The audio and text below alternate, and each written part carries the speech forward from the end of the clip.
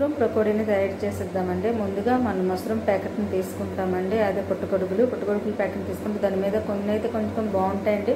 మరి కొంచెం అంటే చూడండి బ్లాకిష్గా అన్నది నల్లగా అక్కడక్కడ మచ్చల్లాగా ఉంది. వాటిని అయితే కనుక గల్లుప్పు వేసుకొని మనం కడుక్కుంటే ఈజీగా వస్తుందండి. సాల్ట్ అనే వేసుకోవచ్చు, కానీ గల్లుప్పు అయితే కనుక నీట్గా చక్కగా వస్తాయండి. పైన ఉన్న బ్లాకిష్ అంతా కనుక పోతుంది. మనము వాటి మీద వాటర్ వేసి ఇలా కొంచెం టైం కడగాలి. అలాగని నీటిలో ఎక్కువ నానపెట్టకూడదండి.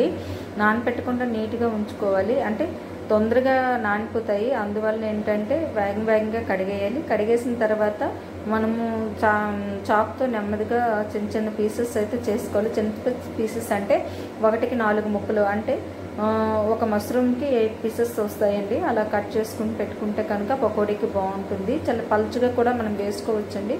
పలుచగా నైఫ్తో చేసుకుంటే కూడా బాగా వస్తుంది. నేనైతే కనుక వీడియో కోసమని ఇలాగ ఒక్క హ్యాండ్ యూజ్ చేశాను. కానీ అలా కాకుండా చూడండి ఎన్ని పీసెస్ చేశాను. ఒక మష్రూమ్స్కి 16 చేశాను.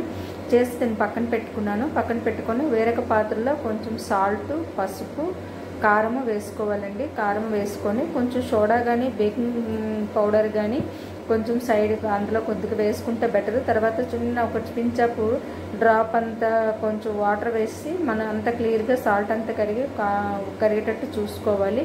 తర్వాత మనము శనగపిండిని కానీ చిప్స్ పౌడర్ని కానీ యూజ్ చేసుకోవచ్చండి. నేనైతే కనుక బేసన్ పౌడర్ శనగపిండిని వాడాను, కొంచెం చిప్స్ పౌడర్ కూడా వాడాను, సోడా వాడాను. కొంతమంది ఫుడ్ కలర్ అయితే వేసుకుంటారు. ఫుడ్ కలర్ వేస్తే వేయచ్చు, అది చాయిస్ అండి. తర్వాత నేను కొంచెం గరం మసాలా వేసాను. ఇంకా ఆధార్ ఆయిల్ అన్నది నేను వాడుకున్నానండి. ఇవన్నీ కొంచెం వాటర్ దాంట్లోన కారం ఉన్న దాంట్లో కలిపేసి పకోడీలాగా వేసానండి. వేసేసరికి చూడండి ఎంత నీట్గా చక్కగా వచ్చాయి. ఇంకా కొన్ని పల్చగా వస్తుంటాయండి, కానీ కంగారుగా కొద్దిగా మాడినట్టుగా వచ్చేసాయి. అలా కాకుండా కొంచెం ఎక్కువ ఆయిల్ వేసుకుంటే అవుతుంది. నేను తక్కువ ఆయిల్ తక్కువ చేశాను, అందుకని ఇలా వచ్చింది.